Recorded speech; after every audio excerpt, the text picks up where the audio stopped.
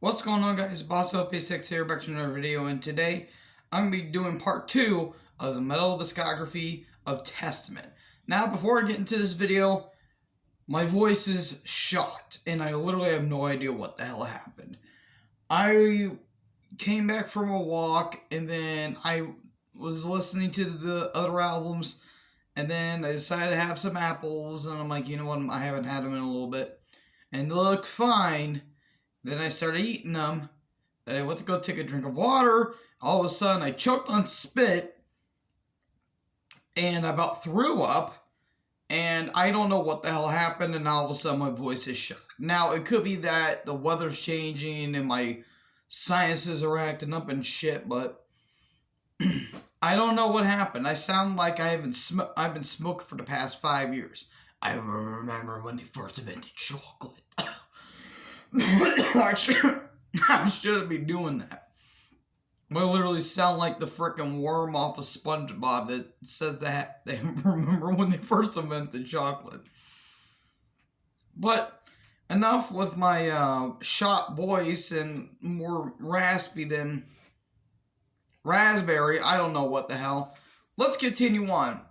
Now, if you remember from part 1, I finished talking about The Gathering. So this is going to be after what happened from The Gathering and into what they are currently. So after that album, James Murphy found out he had a brain tumor, but he luckily got that treated. In 2001, same thing happened with Chuck, except that Chuck Billy got testicular cancer, but he fortunately got that treated. So after loads and loads and loads of tours, on the Thrash of the Titans tour with a lot of different thrash bands, Alex Skolnick and Greg Christian was featured there. Then they made the first Strike Still Deadly in 2001, which is basically re-recordings of, stuff from like the other albums. And then in 2003, Chuck Billy makes a recovery with John Allen of Sadist taken over for, I think, drums, I believe. And then in 2004, Paul Bostaph replaced John Allen, and Steve Smythe of Nevermore toured on The Gathering. Then he left, and then after that, Eric Peterson fell down some stairs, breaking his leg. Paul Bostaph will be on drum duties to record on their 2008 comeback album, Born Nation of Damnation, 2008. This album is a killer. This is more prominent than The Gathering, which I love The Gathering. I think that is a fantastic album. However, this is the return of Alex Skolnick and Greg Christian. Two people that have been on prominent in Testament for so many years. They went through all the good stuff and a lot of the bad shit. With the modern production done by Andy Steep, who also did work on The Gathering, this is a modern thrash masterpiece. Solid from start to finish, from the opening instrumental For the Glory Of to the heavy, heavy, heavy just groove of Leave Me Forever. This album is a beast. With tracks like The Evil Has Landed, which has some dumb lyrics, but is actually kind of very fun. The title track, Persecuted Won't Forget, Henchman Right, Fear, and my favorite track, More Than Meets the Eye. It's impossible to see how Testament have came over in the coming years. This also won the number 1 album from the Metal Hammer Golden Gods, I believe, and just fantastic. There's no way to describe how awesome this album is. Every riff, every drum beat, every solo, perfect. Chuck Billy sounds incredible around this time. This man had testicular cancer 7 years ago. You could take one of his nuts away, this motherfucker could still be cranking out some badass albums. There is a couple instances of filler here and there, but overall, this is a perfect album. So after this, they toured with the likes of Judas Priest, Heaven and Hell, and Motorhead for the Metal Masters Tour in 2008. They hired Glenn Drover from Megadeth and King Diamond to fill in the same dates due to Alex's commitments to Tri-Siberian Orchestra, which I believe that Olivia may have done. I think after his little stint in Sabotage for a little bit, or Sabotage.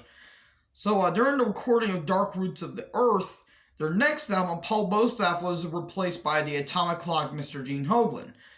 So, 2012, Dark Roots of the Earth was released in the world. Now, there's some interesting things about the songs. Rise Up is talking about war, as if you would notice in the title. Native Blood talks about Chuck Billy's heritage and, trying to fit in and all that stuff. And Cold Embrace talks about a girl that turned into a vampire and cannot see the sun again. Which they initially pitched it in Twilight, which, to be honest, will probably be the only good thing on that show. But yeah, they never said anything about what happened on that.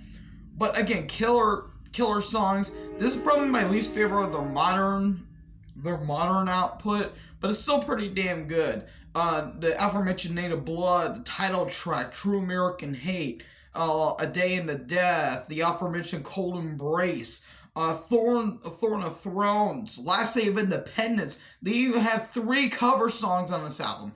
The cover of Power Slave by Iron Maiden, Dragon Attack by Queen, and Animal Magnetism by the Scorpions. Brilliant!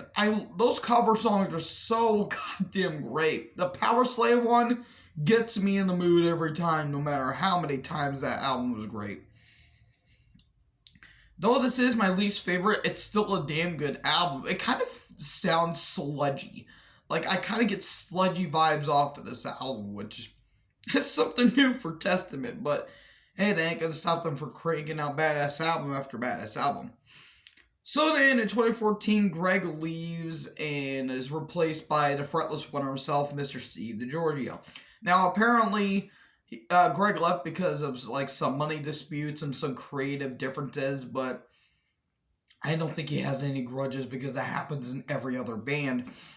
So then in 2016, to release Brotherhood of the Snake, which Chuck Billy said in our interviews kind of talks about, underground societies, aliens, different cults and religions.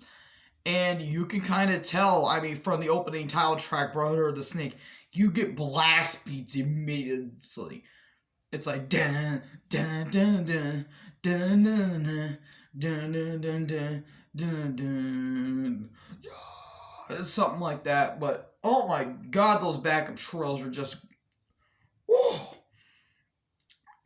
Pale King, Stronghold's got some incredible insane cadences.